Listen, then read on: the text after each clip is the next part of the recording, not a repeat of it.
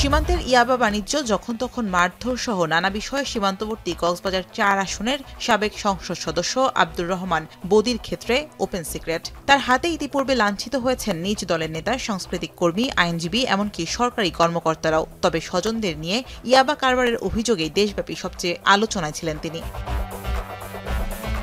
২০০৮ ও ২০১৪ সালে অনুষ্ঠিত জাতীয় সংসদ নির্বাচনে আওয়ামী লীগের মনোনয়ন নিয়ে সংসদ সদস্য হন তিনি। সংসদ সদস্য থাকা অবস্থায় ২০১৪ সালে মাদক দ্রব্য নিয়ন্ত্রণ অধিদপ্তরের করা এক তালিকায় বদি ও তার ভাই, বেয়াই, মামা, ভাগ্নে মিলিয়ে পরিবারের ১০ জনের নাম আসে। এরপর থেকে চোরাচালান, ইয়াবা কারবার, মানব পাচার সহ রোহিঙ্গা আশ্রয় প্রশ্রয়ে নানা অপকর্মে লিপ্ত হওয়ার অভিযোগ ওঠে তার বিরুদ্ধে। ইয়াবা কাণ্ডে বদিকে নিয়ে বিতর্ক উঠলে পরের নির্বাচনে ওই আসনে তার স্ত্রী শাহিন আক্তারকে মনোনয়ন দেয় আওয়ামী লীগ।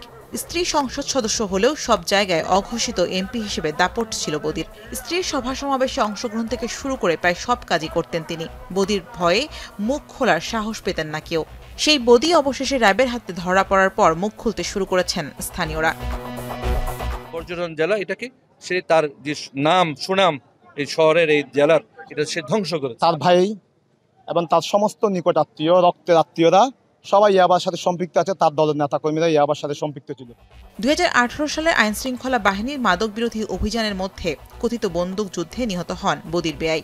অভিযোগ আছে টেকনাফের ইয়াবা ব্যবসা নিয়ন্ত্রণ করে বদির পরিবারই। আওয়ামী লীগ সরকারের আমলে তার দাপটেই সামনে দাঁড়াতে পারতেন না অন্য কোনো রাজনৈতিক দল। হামলা মামলার শিকার হয়েছেন বিএনপির অনেক নেতাকর্মী। আমাদের বিএনপি নেতাকর্মীদের বিরুদ্ধে শত শত মামলা দিয়ে এবং ঘর বাড়ি ছাড়া করে তাদেরকে নির্যাতন, নিপীড়ন পিছনে তার সবচেয়ে হাত রয়েছে। আওয়ামী লীগের রাজনৈতিক মোড়কে বদির নানা অপকর্মে অসহায় ছিলেন সচেতন নাগরিক সমাজও। মানে ইয়াবার গডফাদার ধরা হয়েছে কতবারে, সে যে ওই ইয়াবার খেলে মাপরি মা আমাদের মানে ফুলাফানকে ইয়াবার গডফাদার সাথে ক্রসফায়ার দেওয়া তার নির্দেশে ওরা যে দৃষ্টিমূলক শাস্তি দাবি করি আমি কক্সবাজার নাগরিক হিসেবে।